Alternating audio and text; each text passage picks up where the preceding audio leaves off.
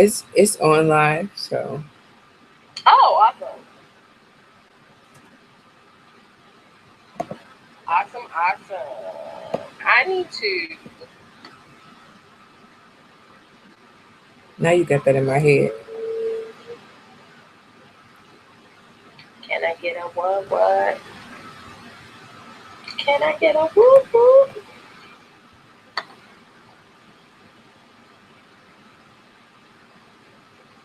What in the world? Now can you bounce with me? Bounce with me.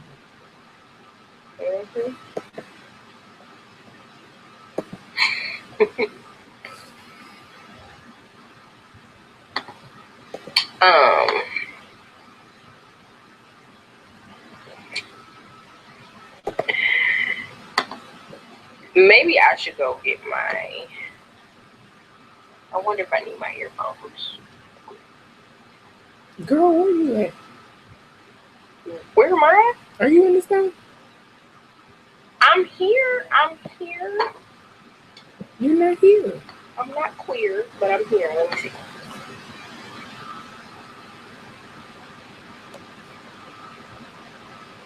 No. Where am I?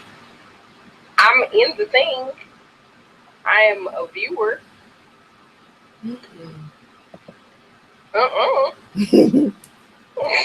Yes, I am. But you ain't in here. How do I get in here? You have to add me. Yeah. I did. Okay. I it didn't. Listen. It did not call me. Call me. I guess I can stop FaceTiming with you. You ain't here still. Well, it's ringing. Listen, I cannot personally do anything about what's happening. Okay? I can't be held responsible. I think I'm here now. Okay, there you go. Let me get I always think I done did right, and it still ain't did right. What happened?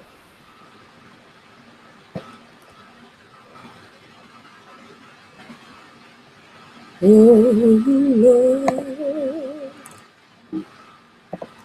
how excellent. Okay. Shut up. What? I was just rapping Can I Get It, so I can hear you. I have no room to really say anything. Excellent.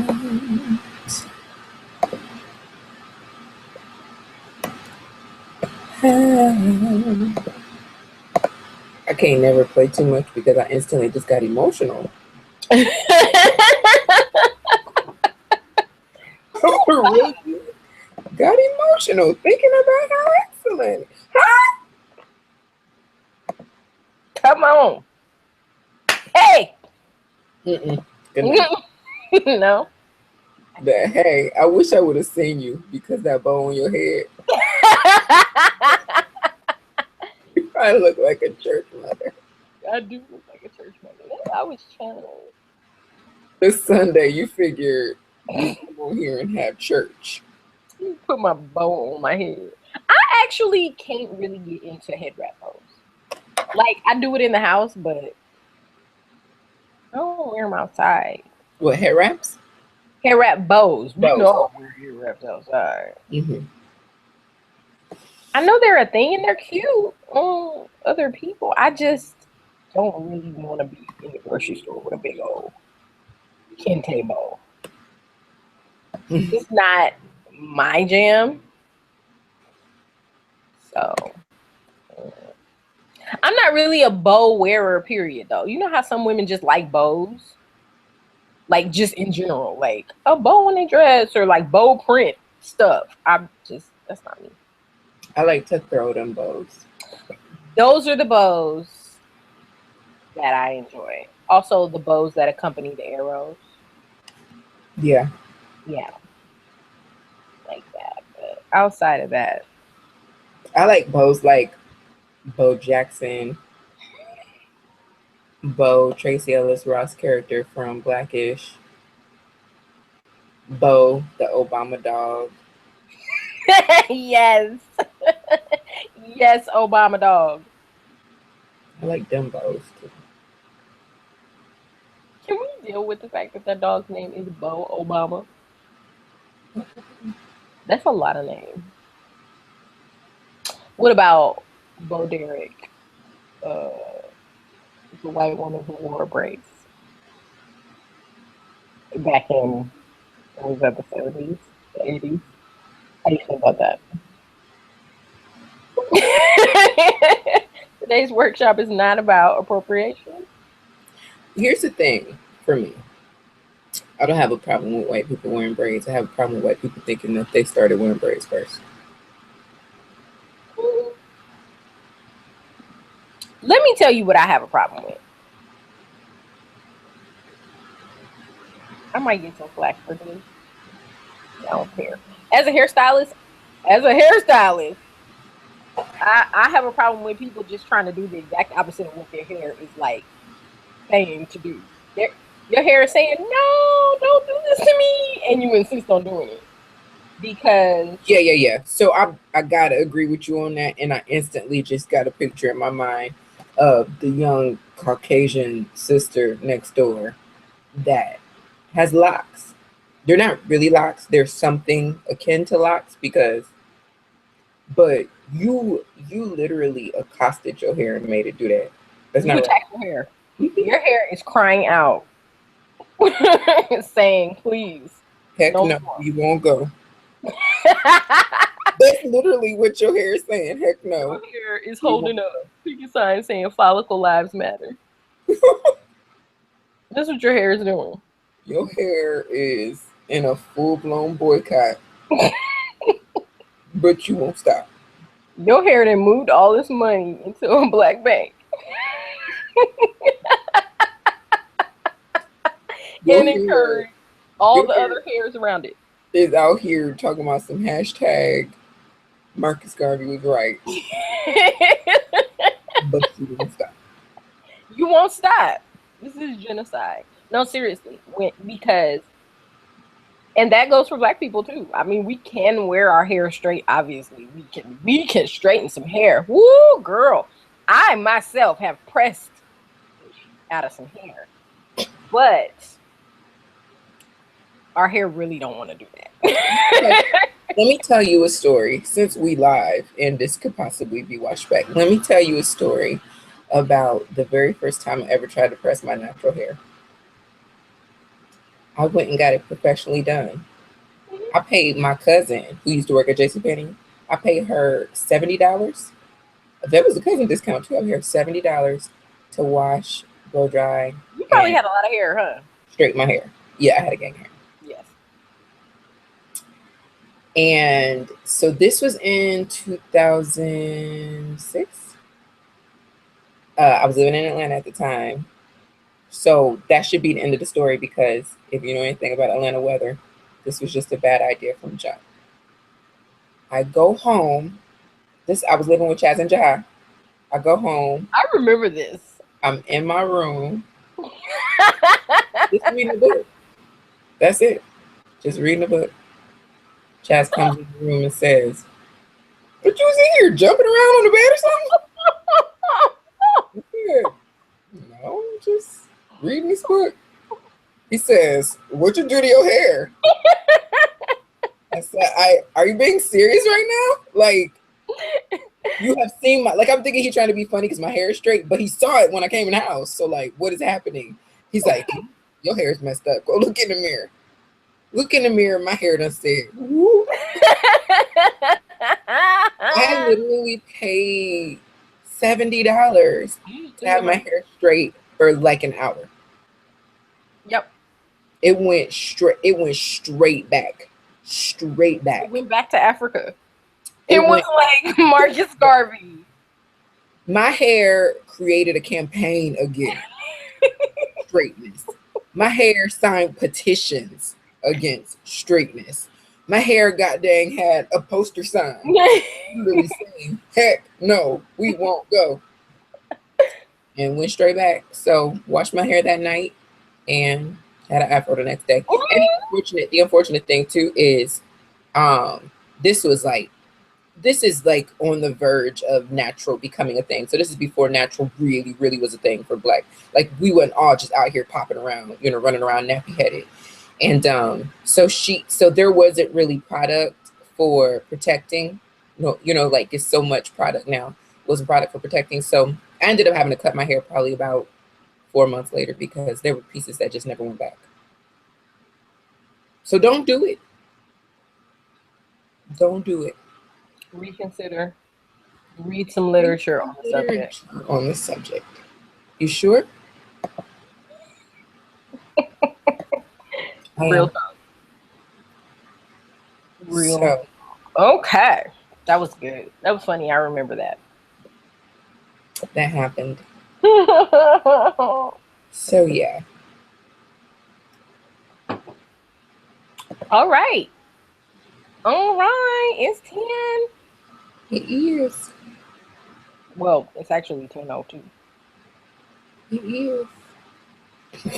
Accurate. I don't want people talking. She said it was 10. It was 10 out of 10. Bitch can't even tell time. You know how petty people are. Can't even tell time. Don't try to tell me. Just gross. That voice. Trying to tell me something. Shit, I know nothing. Girl, I've been writing these essays in my mind so good. Nikki, I'm gonna punch you in the face. No, they're gonna be so good. I'm about to like.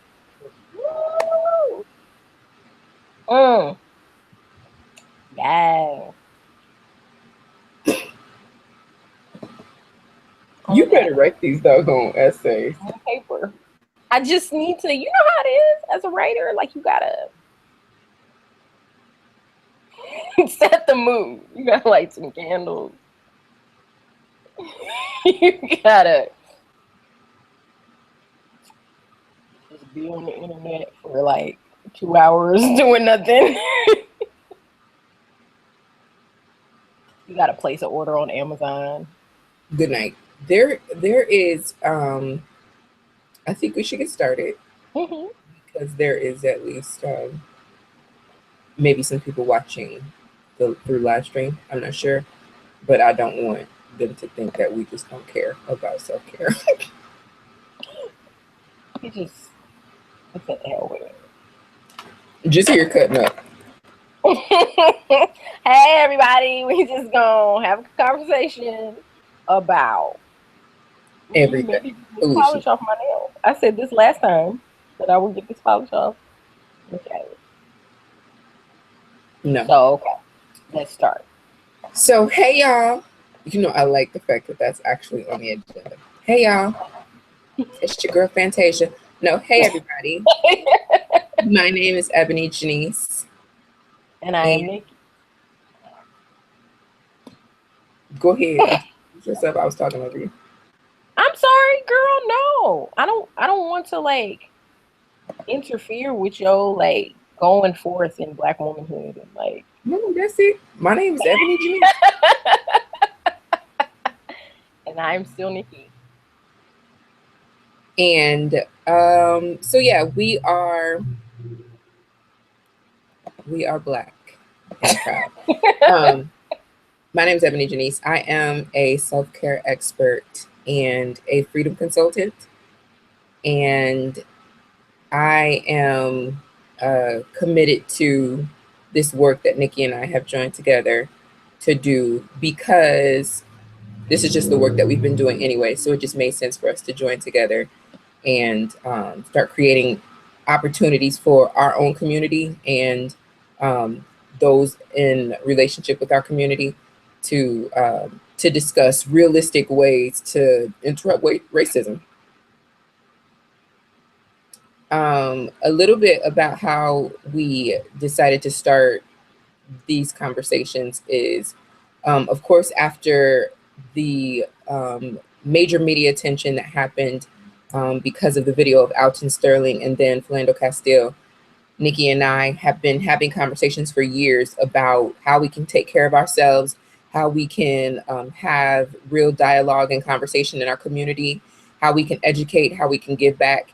And when these last videos came to light, it only made sense for us to go ahead and do something that literally exactly what the workshop sounds like, interrupt racism. So we wanted to start with self-care for the burdened Black body, this is the second time that we've done this workshop. We did it a little over a week ago. And so we decided to come together again to do it because the request for it existed.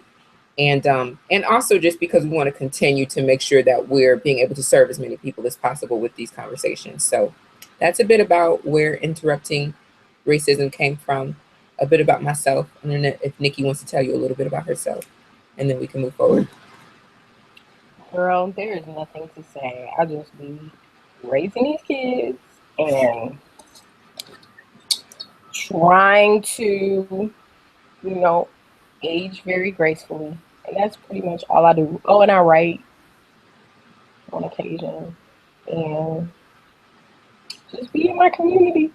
But the thing about interrupting racism, not the action, but these workshops is that, the action too actually needs to be an ongoing thing, because what we have seen is that something will happen, something will come to light, it will catch the attention of the media, there will be a lot of frenzy surrounding it, and then we get worked up too as a community.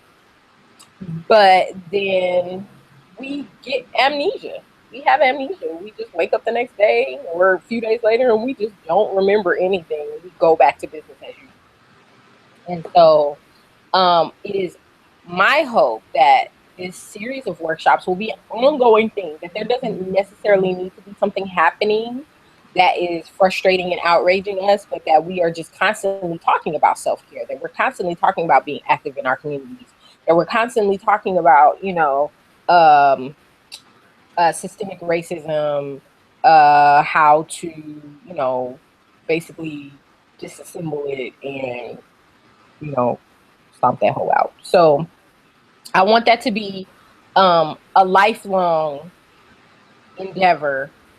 I can't guarantee that this series of workshops is going to go on for the rest of our lives. I don't know that we'll be 90, we're going to do this, but but maybe in some form, always just educating and building community and empowering each other. So my plans, and I think that everyone needs to do that, we have plans to do other installments in the future addressing different topics, because it's not just a one conversation, it's multi-layered and very convoluted. Racism is really convoluted, so you can't just feel like you had one conversation and then well, it's fixed. There are people that believe that, and that's a part of the problem.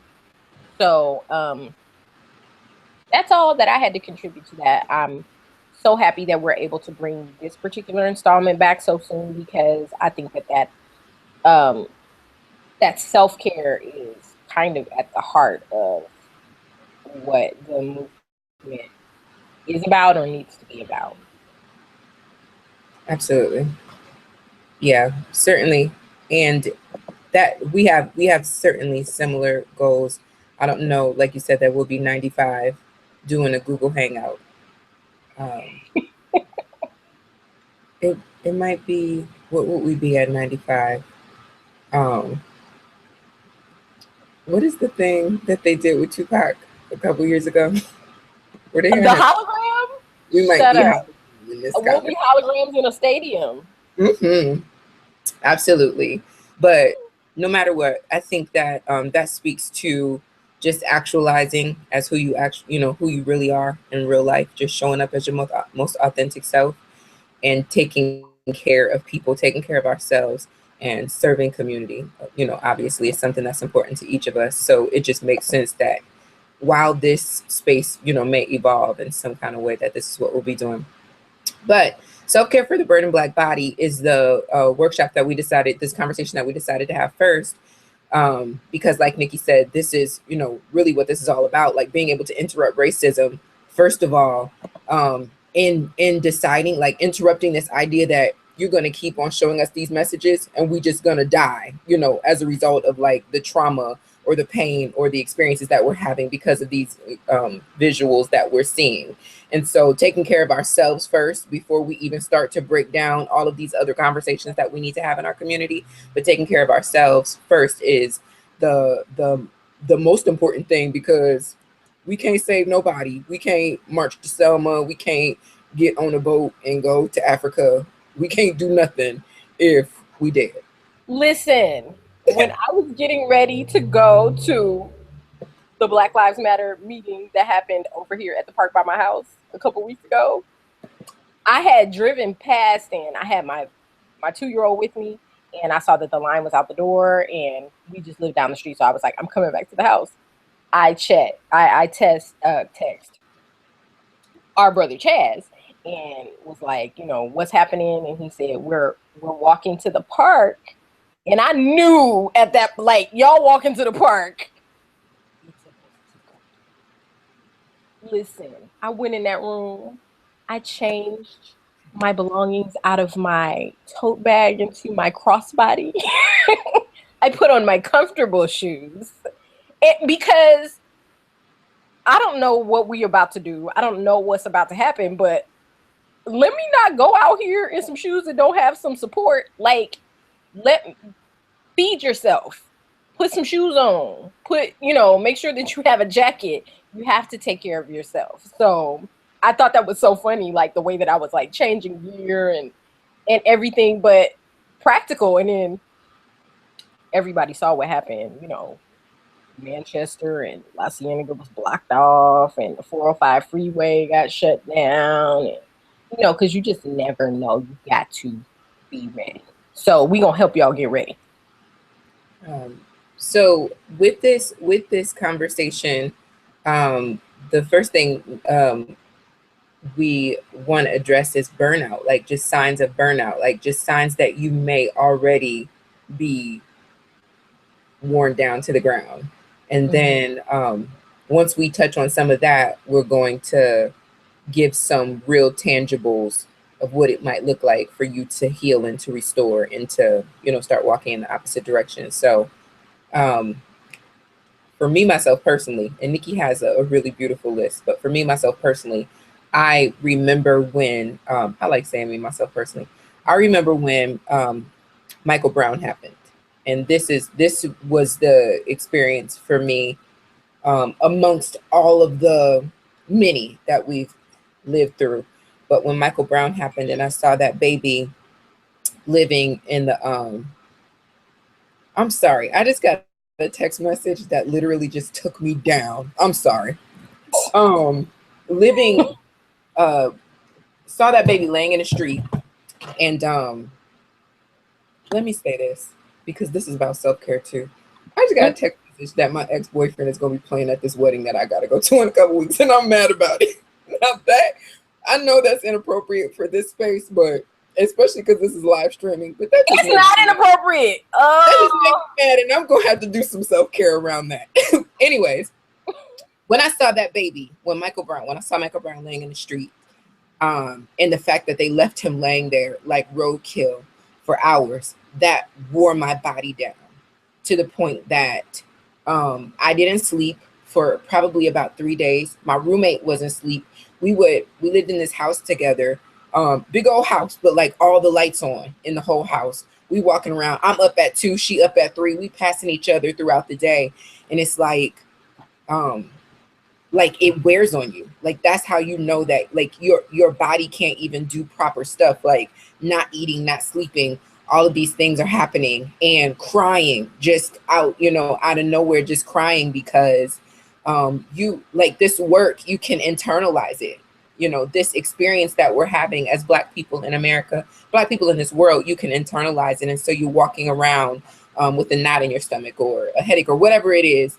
And that is the experience for me that let me know that I need to start being more intentional about caring for myself. So that's just my brief little burnout, like recognizing like I certainly have been struggling and suffering from burnout as a result of what's happening in the world. And Nikki has more more, you know, specific examples that she's going to share. Yes. Okay. So to speak to that burnout, if you're experiencing feelings that activism is taking over your life, I know many of us are activists, or our teachers who work with children. A lot of us are artists, and we use our art as a form of activism. If you feel like, and then for those of us that aren't activists, you know, you're just Black, or maybe you're not even Black. Maybe you're just a person of color, or maybe you are just, you know, a white ally, or as I like to say nowadays, co-conspirator. And you're putting your energy into just like trying to keep your mind together because the media is just full of foolery and shenanigans, and like there's just always something happening, and you feel like it's taking over your life. You can't stop reading the articles, watching the videos, etc., etc. Um, that's a sign that you're on your way to burnout. If you're experiencing indecision, whereas before you were a pretty decisive person, um, you just can't wrap your mind around making a choice between butter pecan and cookies and cream, and it's just really like you're really going through it. Um, and that's not normal for you, and it's not even that big a decision. um, if you have lack of focus, which also will, you know, help to influence indecision if you can't even pay attention to what your choices are. Um, Lack of focus in the days and week or so following Alton and Philando's murders, I was like, I have ADHD. I was convinced. I said I need to get a diagnosis because I just could not get it together. I couldn't pay attention to anything. It was really, really terrible. Um, Insomnia, trouble falling asleep, trouble staying asleep, or waking up too early. Mm-hmm. Pervasive negative thoughts. If you are drained of energy, which probably will tie into your insomnia. If you're not haven't been sleeping, you're probably not going to have any energy. Muscle tension. If you are too turned up, aka on 100,000 trillion, and EbonyJanice spoke about that, and that's probably tied to the insomnia. You're up at midnight pacing. The thing about stress is that it evokes action. Like, case in point, you know, people keep saying, foolish people will say, if an officer trying to subdue you, don't be wrestling. Just, no, that's not a natural human response. If you know anything about the human body, if you know anything about our psyche and how we if you're stressed out, you probably there's some movement. You can't keep still. You know, you turn into Ricky Bobby. I don't know what to do with my hands. You're just moving because you're stressed. That energy has to release some kind of way. And so when you're too turned up, you know, you're up at midnight, you walking around like a crackhead, just can't sit still, can't. I would lie down and go to sleep, and then just end up doing something. Like, why are you crocheting? It is 1 a.m. So if you're doing that, if you have headaches, backaches, if you're lashing out and basically having tantrums, you know, somebody asks you a simple question and you just got this attitude and acting crazy, you know, being moody, having mood swings, loss of interest in things that you once loved, which is another thing that I've experienced. I'm a huge music lover and I don't even listen to music really. anymore nowadays. Like, I really have to like be intentional about playing some music, which is very strange. I would rather sit in silence. Um, so that's a sign of experiencing burnout and trouble getting out of bed in the morning. You are having burnout. I wanted to touch on this actually, and we didn't talk about this in the last self care workshop, but I wanted to talk about just really quickly things that you are allowed to do. Um, Mm. you can disengage.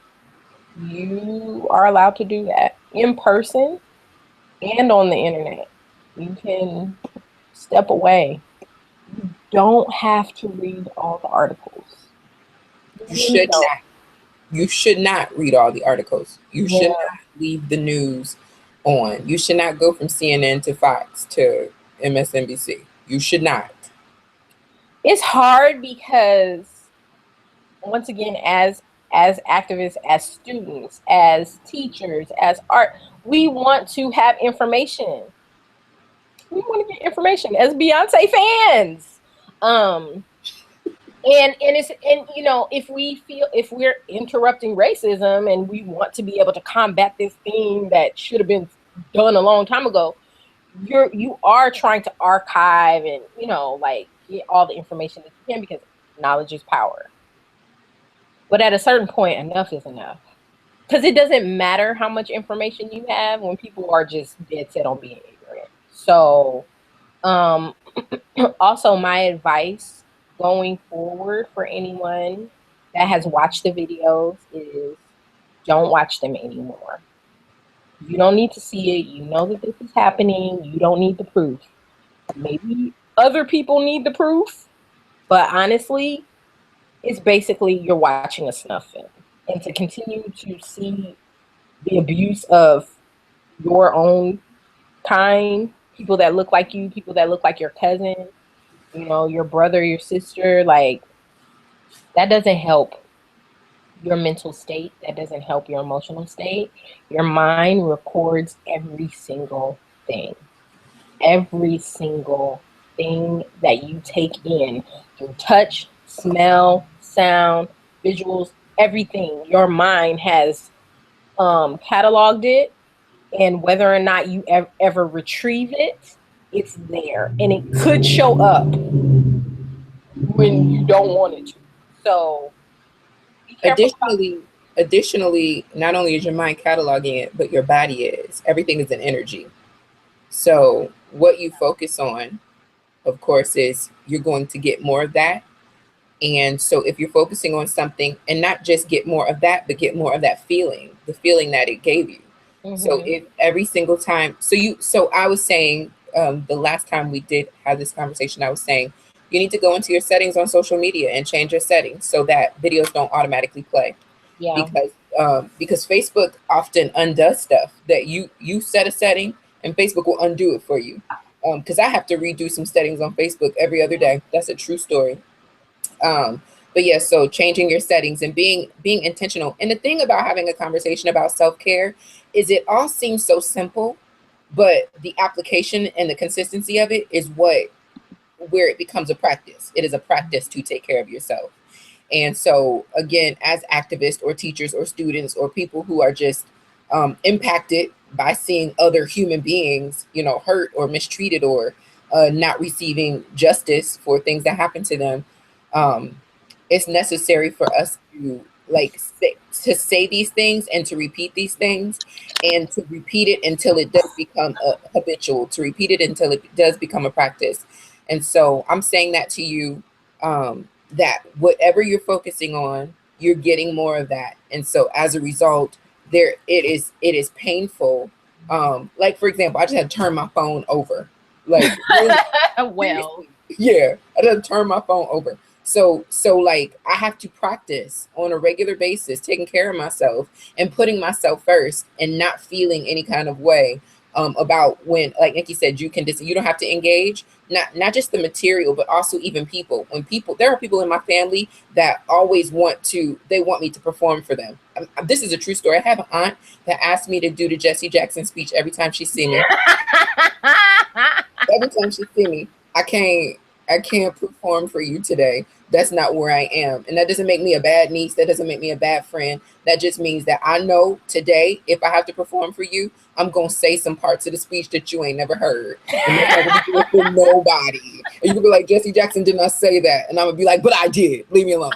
So yeah, it is. And you know, my cousin Little John once asked the question, turn down for what? I could go down a list of reasons to turn down.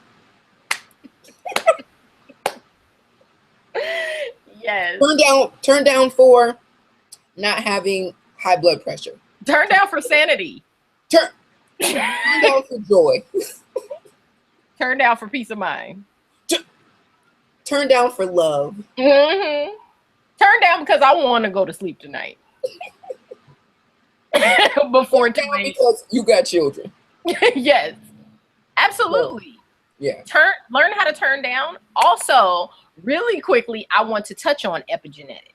This is something that we talk about being on the receiving end of. We always want to talk about cellular memory, my ancestors, the struggle. I feel it. It's in my genes. It's in my DNA. What about your descendants? Mm-hmm. We are, gonna pass not only our ancestors' trauma down, but our own trauma down. So being mindful of, once again, what you take in, what you process, because I know for a fact that I didn't pass some stuff down to Rosie, because I tell this story all the time about how when Trayvon Martin was murdered and the George Zimmerman trial was going on, I was pregnant with her, and I would go to work every day and sit at my desk and listen to the trial and cry.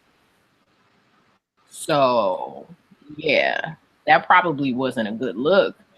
I don't know that I could have done anything differently. I guess I could have just not listened, but something in me felt compelled to listen to this. I felt like I needed to oversee this situation. Like I had some sort of control over what was going on. And I was so mad at the prosecution because they were fucking up. But yeah, I passed that down to my child. I'm sure that's going to show up for her, and that's going to show up for her children if she should choose to have any. And so just being mindful of that. We talk about what we put into our bodies in terms of food all the time.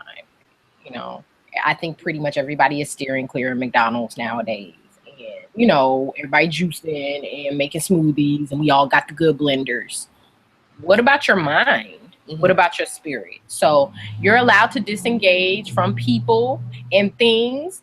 I had to tell an ex that I'm not going to be subjected to some foolishness right now because I just don't have the emotional and the mental bandwidth to endure more terrorization today. So you're going to have to terrorize me, like, I don't know, next month. So you said the word mindful, and that is the piece that I certainly wanted to touch on too, practicing mindfulness and what that really looks like. And so mindfulness is purposely focusing your attention on the present moment and accepting it without judgment.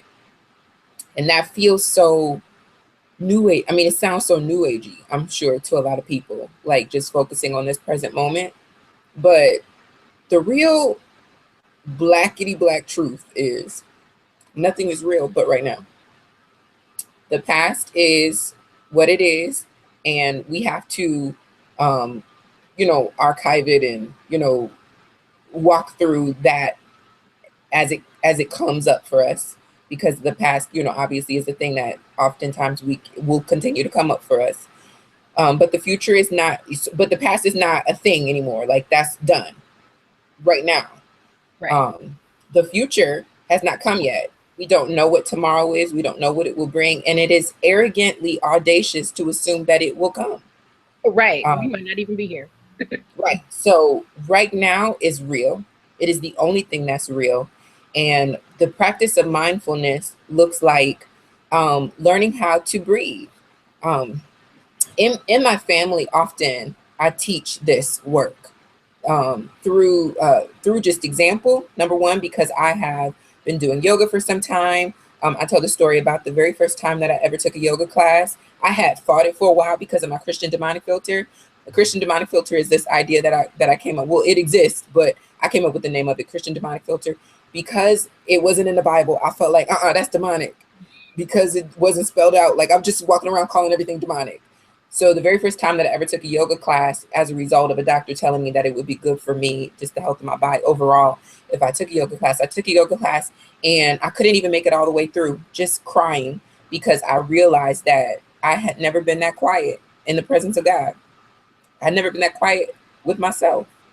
And that really blew my mind. So mindfulness looks like knowing how to shut up, but not saying words, learning how to just be still, even with your thoughts.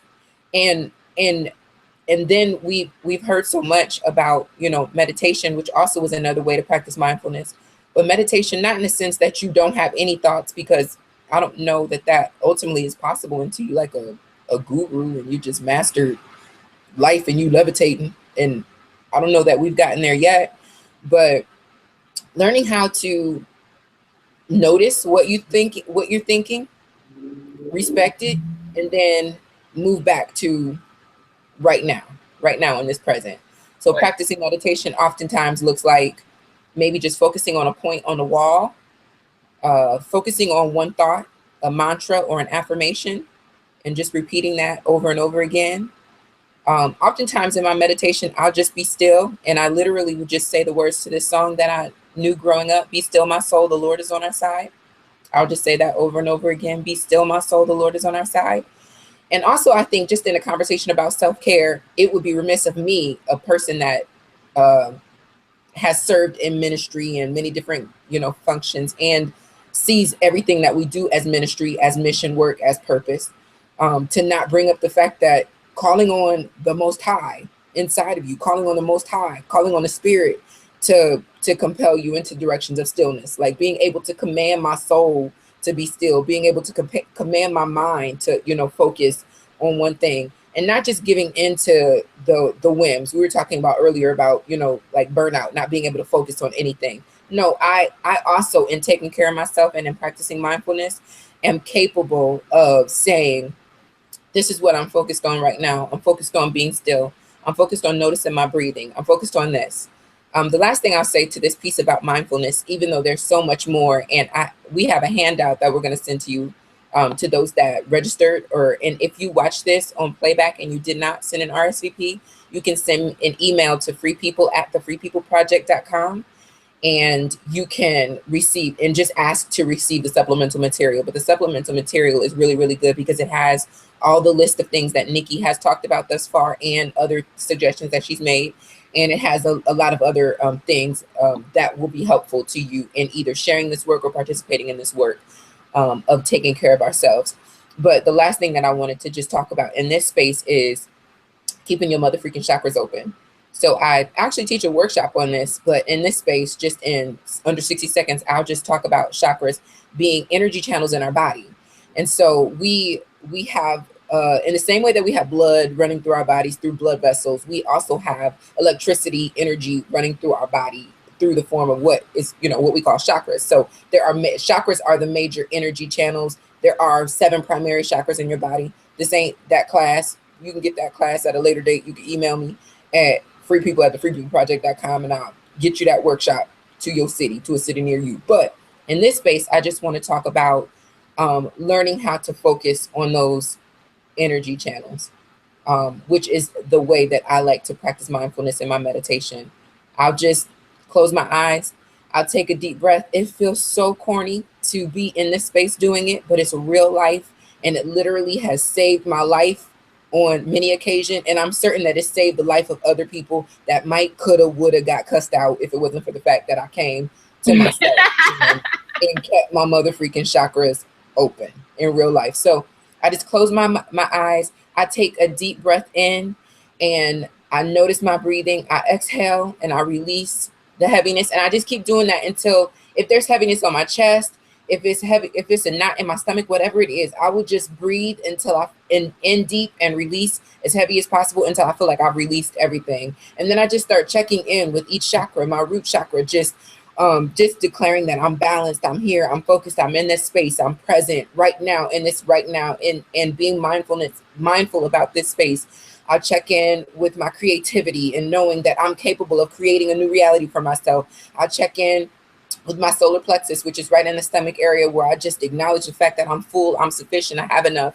I check in with my heart chakra, just acknowledging that I refuse to hate the oppressor in the way that they have hated me. And I understand the power of love.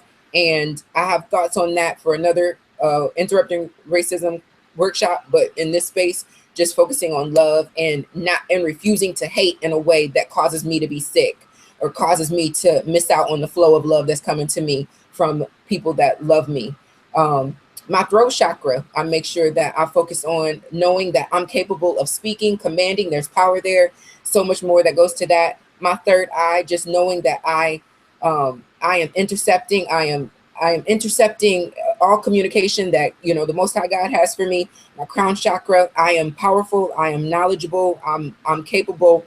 And then after that, just breathe in deeply again and release it. And I literally feel like even in this space, because I'm just mad about these text messages that's on my phone right now. Even right now, just doing that.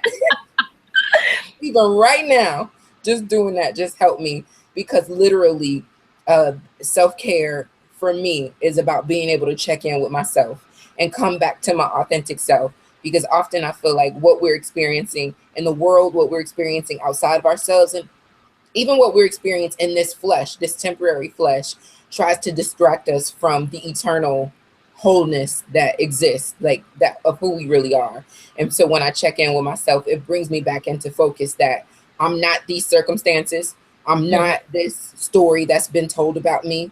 I'm not this this emotional experience that's happening. And so that's to me what the practice of mindfulness is about getting back present, getting back to right now, which sounds so, that sounds interesting, getting back to right now, but getting back to right now and not being distracted by everything that's going around me, to the point that I cannot be useful in this fight for justice and equality. And I was gonna say something about let's just go home, but but that's also another workshop for another day. Yeah. Divesting and getting the hell up out of here. So after we've done that, after we've gotten back to now and checked in with ourselves, and I just want to say that's one of the curses of being a human animal, is that like other animals, wild and domesticated, I don't believe that they really have a good understanding of the future, or a lot of understanding of they don't. They kind of just do their thing right now, and that's a curse of being human, that we're always somewhere else in our minds. So it's good to get back to now. So the self-care tips that I have actually do utilize our ability to think into the future, though, because it's good to make plans. And so I've divided the self-care tips into things that you can do right now and intermediate, so kind of in the meantime, and then long term. Things that you can do right now to take care of yourself. And when I talk about right now, I'm talking about literally right now. Or let's say you're at work and some shit pop off. It goes down while you at your desk, and the videos are happening, and the everything is starting up. You can journal. You can step away and get into the sun. You can do a gratitude journal. You can try not multitasking. This may not be something that you can do right in the moment. Maybe you have to multitask. Maybe you are a stay-at-home mom and you got kids and things that's going on, and so you can't. But as soon as you can, try to just focus on doing one thing at a time. Asking for help is a thing that you can do to care for yourself. Create a plan. So me personally, I'm a solution oriented type person. Like I care about feelings, and you know I want to hear what's going on and whatever. But I'm like, okay, so how do we fix this? Like, don't just tell me that the sink is leaking. Like, are we calling a plumber? Are we going to get under the sink? What's about to happen? So just starting to create a plan. Just get out a pen and paper or get in the notes on your phone and start bullet pointing what you're about to do about the situation. Because then that can help you feel less helpless. Fantasizing about what you hope and or long for. As a kid, I was big into fantasizing. Like I spent a lot of time dating. And I don't really do it as an adult anymore, but it's so therapeutic. It's so helpful. It's like a mini vacation. So just think about, you know, what you want to do, what you hope that your next year is like, what you hope that your next 5 years is like envision that, what you want the world to be like. Pay attention to your breathing. You can drink some water, hydrate yourself, say a prayer, create some art.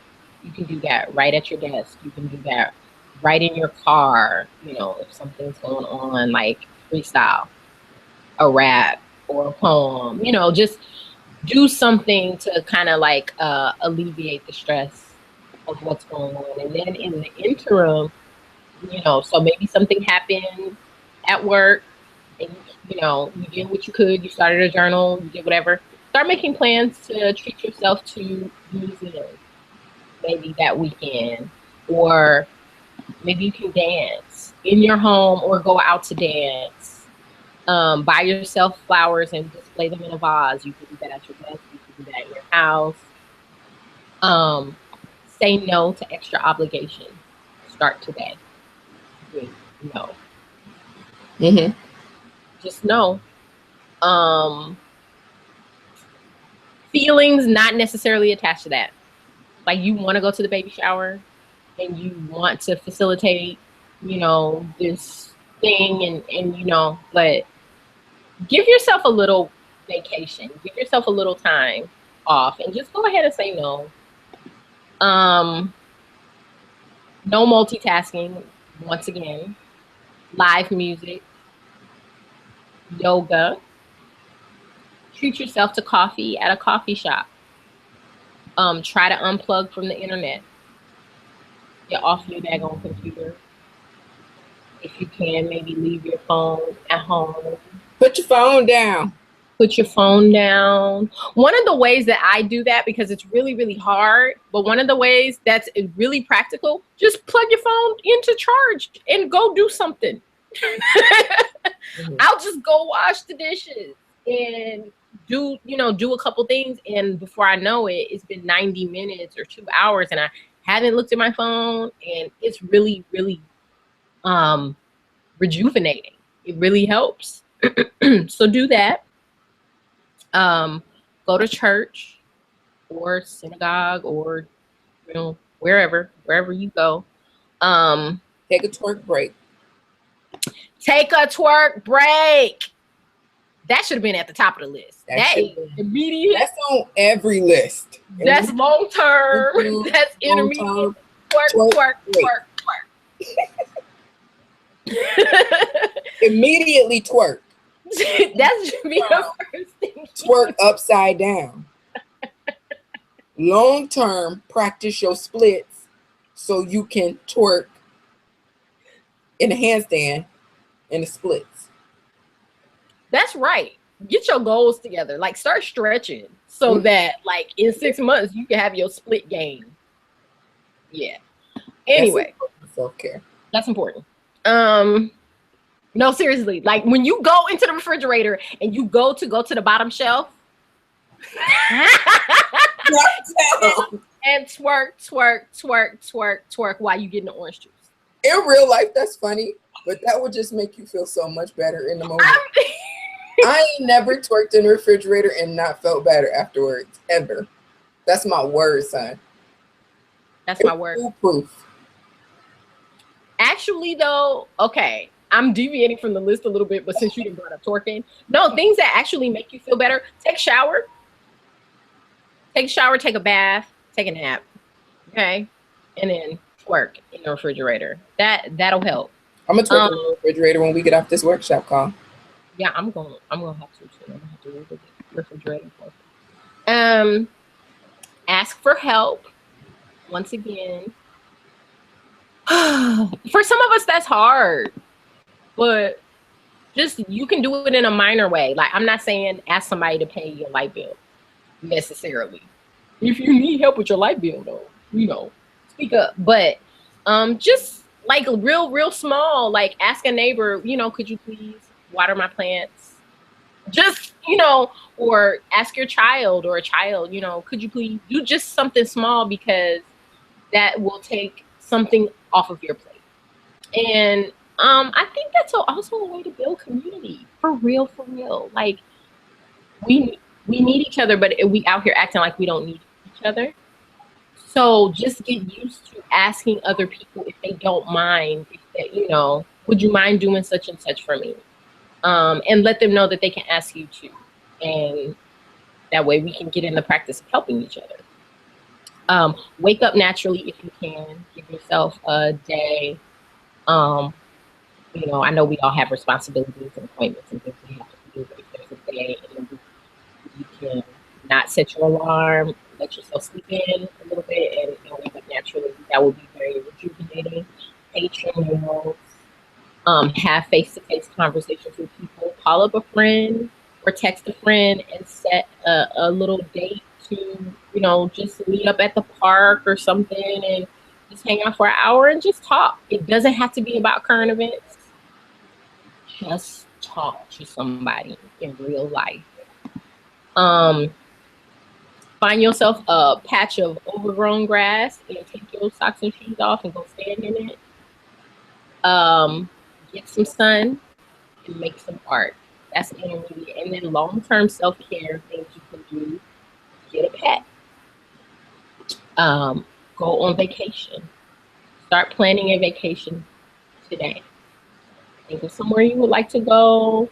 Find out how much it's going to cost you and just start putting your little pennies and your dimes away. And, maybe in a year and a half, you could be going on a cruise or doing something. Go apply for your passport now so that you can have a vacation later. Relocate permanently. Because Marcus Garvey had ideas that were right. So relocate permanently. And when I say that, I'm speaking internationally, but it could just be, like just leave your city, that you're in, or move out of your house, get out of the living situations that are toxic. Get some therapy. Therapy can be expensive. I know it's cost prohibitive, but I know LA, California, has programs that are maybe free or sliding scale. A lot of places have wait lists for the programs that they have that are no cost, low cost. So go ahead and find out what you need to do to qualify and find out how to get on that list. And then that way, in 6 months or 9 months or a year, they'll call you up, but start today so that you can have your therapy later. Therapy is good for everybody, even if you think that there's nothing wrong with you. Go to therapy. Remove toxic people from your life and get out of toxic circumstances. So maybe you can't avoid going to a wedding that your ex-boyfriend is going to be playing. Maybe you can't. But the fact that that person is your ex is good, because that means that you removed yourself from the situation. So go ahead and break up with people. Go ahead and give jobs your 2-week notice, or don't right now, but start looking for a job. I am a big proponent of don't work somewhere that you're not happy for whatever reason, whether it be your manager is an asshole or your coworkers are racist or incompetent or they're not giving you raises or they're not promoting you like they should. Whatever is going on, you don't have to stay there. I know that we have financial obligations and responsibilities, but this is where forethought and planning comes into play. So start looking for another job. I had somebody call me for an interview for a job that I had applied for, like, I don't even know how long ago. And she said, "Are you looking for work still?" I said, "Girl, I'm always looking for work." I said that on the phone. I said, "Girl, I'm always looking for work." And she laughed. Always be looking for work. So get out of that job. Once again, long term things, in a year, I'm not gonna be here. Get out of that living situation. You got a significant other that you live with that's trash. You got roommates that are trash. You living with your mama and she's straight tripping. Or who, whatever. You live with your mama and she trash. She's not trash. Your mama is not trash. She gave birth to you, but she might be tripping. It's her house to trip in. Guess what? You need to leave. So get out of unfavorable living and work situations or any friendships that you have that are toxic. Like, go ahead and start removing those people and those situations from your life. And that may take a little bit of time, but make your plans to do so. And finally, art. Make art. Buy art.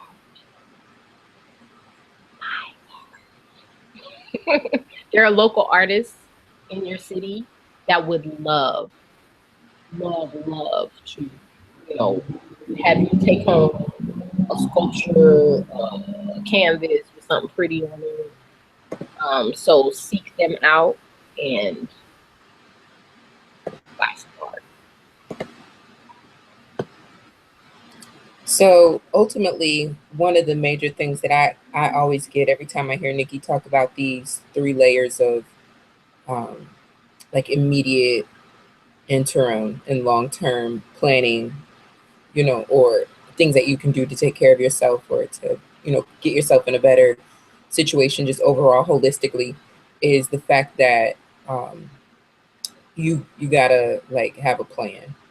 Like even in the immediate things, you have to know what your strategy is. In the immediate, like when things are going on for me, my immediate, like I know what my go-tos are. If it's going for a walk or balancing, my chakras, or just taking deep breaths or getting somewhere to myself, whatever, like everything, just knowing what those things look like. Because like I said, this self-care message is about a practice. It's a practice. We don't always do well. We don't always do the best that we could do even.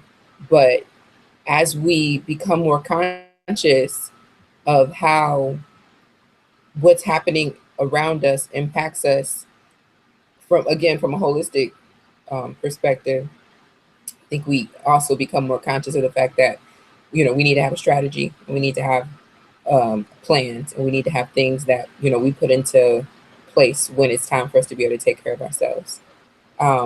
We never want to keep you for too long, and we're moving on. We're moving into the time frame that we like to start wrapping up. So I would just say that I want to ask this question, and you could either tag Nikki and I on social media in your response, or you could email your response to freepeople@thefreepeopleproject.com. But we would love to hear from you what your what after this conversation are some of the things that you plan to do to put self-care into immediate practice. And for me,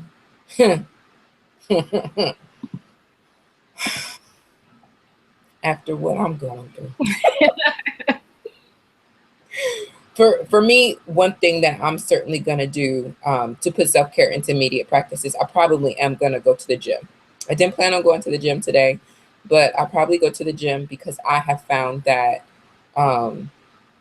I can process, I can think things through, and I can deal with my emotional stuff better when I'm on the treadmill. When I'm on the treadmill, or actually the most immediate thing I'm going to do is I'm going to go downstairs to get some water, and I'm going to twerk in the refrigerator first. Then I'm going to go to the gym. Fridge twerk, fridge twerk. Yeah. Then I'm going to more long term and continuing to create, conversations for myself. Really, really simple things. I'm gonna continue to send my friends ignorant text messages, because that is self-care. Being able to laugh with my friends in the middle of the day about nothingness, about the fact that somebody thought that eggplant was purple cucumber. I'm going to continue to participate in those realities. Just looking for the joy every day, and saying this prayer that I say, I started saying recently. God, bring me to the peace. You are my goal, my God, only you. So those are some of the immediate things I'm going to continue to do, and things I'm going to do immediately to deal with how I'm processing energy that I think could be harmful to me. For me, what I struggle with sometimes is, because I'm solution oriented, is that and because I feel like, though I plan on living to be 114, I don't have that much time, so I got things to do. Sometimes self-care, I don't understand when work is not self-care. Like, I'm always doing something, and it makes me feel better that, I dusted the entire cabinet. It makes me feel better that I just did 14 minutes of laundry. But, so I struggle with that. Like, have a seat, sit down. I broke my toe the other night, so I have to sit down. So that's what I'm going to do immediately. I'm going to have a seat. Keep my feet elevated. I'm also going to braid my hair. And that's going to be my immediate self-care, because when I look a raggedy mess, I don't feel like I'm taking care of myself. That's just not, I don't feel good about myself. So, that makes it seem superficial for some, but, keeping up appearance is what I'm going to do. I'm going to work in the refrigerator. Long term, I'm going to say no to stuff. I had to have a come to Jesus about that really recently. Overextending myself is a thing that I just practice, and it's bad. So I have to break that habit. I've already started doing that. I will do that more. Knowing the things that you like. I mean, on these lists, some of these things may not appeal to you. Like, who cares about some flowers? I care about flowers. I like flowers. So that's just always been a thing for me. I'll go to Trader Joe's and I'll get some lilies for cheap and, put them in a vase. EbonyJanice, I will put some lilies in a vase and put them in the bathroom. So, how I live. I remember when them lilies came alive overnight. They got hot and they opened up. Just make your bathroom smell so pretty. So that may not be your thing, but try something new. I advise and implore you to, maybe you do journal and that is your go-to. But if you don't, if you've never had fresh flowers in your home, treat yourself to that. If you don't normally paint your nails, treat yourself to that. If you don't go out of your way to have face-to-face conversations with people, then just try it and see how that made you feel. And maybe you could journal about that. Maybe you could keep a journal. Maybe you could try a new self-care method, maybe every week, or try a couple of weeks, and then document like how you felt when you did that. And then that'll help you to create a new agenda for yourself of go-to things, because you tried something new and you really, really like that. Okay, let me incorporate that into my self-care routine. So that's just like a little idea that I just had. I'm going to try some new things too and try to keep myself healthy. Overall, I think our objective is to just make sure that we have healthy minds and we have healthy bodies and healthy spirits. because you cannot pour from an empty container. So keep ourselves filled up so that we can continue to give to the community, can continue to give to each other individually as friends and family members, and so that we can continue to fight the good fight for equity for all people. Absolutely. And like I said at the very beginning, this self-care is interrupting racism, because white supremacy would love for you to just die from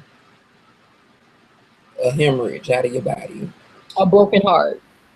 It would love for you to lose your mind and be institutionalized. Absolutely. It would love for you to stop making art. It would love for you to stop reproducing. Preach good, Nikki. Preach good, Nikki. It would love for you to just stop dancing. It would love for you to start aging like milk. It would love for you to have your face looking like an old armpit.